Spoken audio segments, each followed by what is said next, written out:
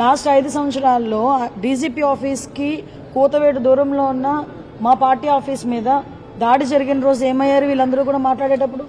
ఆ రోజు సీఎం అతగాడిని తిడితే వాళ్ళ కార్యకర్తలకి బీపీ పెరిగి ధ్వంసం చేశారని చెప్పి మాట్లాడిన సీఎం, ఆ రోజు సీఎం ఈ రోజు మాట్లాడుతున్నాడు. ఏదో అంటారు కదా, నీతి కబుర్లు దయ్యాలు వేదాలు వల్లించినట్టు మాట్లాడుతున్నాడు ఈరోజు. ఆ రోజు బీపీ పెరిగితేనే మా కార్యాలయాలు వచ్చి బదలుగొట్టారని మాట్లాడుతున్నారు.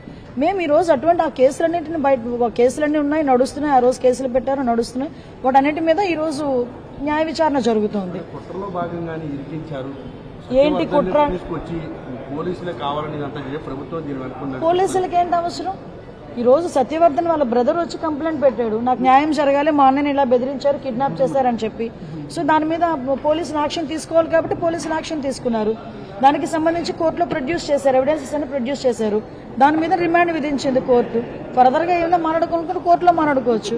కానీ నేనేమంటానంటే, ఇవన్నీ జరుగుతున్న నేపథ్యంలో బయటకు వచ్చి మాజీ సీఎం ఈ పులివెందుల ఎమ్మెల్యే బయటకు వచ్చి ఆయన తెగ బాధపడిపోతూ మాట్లాడుతూ ఉంటే 5 సంవత్సరాలు ఆ బాధ ఏమైపోయింది? లాస్ట్ 5 సంవత్సరాలు అన్ని పార్టీ కార్యాలయాల మీద దాడులు చేశారు, మా మీద దాడులు చేశారు, మా మీద అబద్ధపు కేసులు పెట్టారు. మేము నిజంగా రివెంజే తీర్చుకోవాలి అనుకుంటే 7 నెలలు ఎందుకు ఆగుతాం? ఈ రోజు వరకు ఎన్నెన్నో మాటలు మాట్లాడిన వాళ్ళందరూ కూడా రోడ్ల మీదకి వచ్చి బాగానే మాట్లాడుతున్నారు కదా. మేము వాళ్ళ మీద ఏం కక్ష సాధింపు ఏం చేయలేదే. అతను సత్యవర్ధన్ తమ్ముడు కేసు పెట్టాడు, ఆ కేసును బేస్ చేసుకుని ఈరోజు వంశీ గారిని అరెస్ట్ చేయాల్సి వచ్చింది.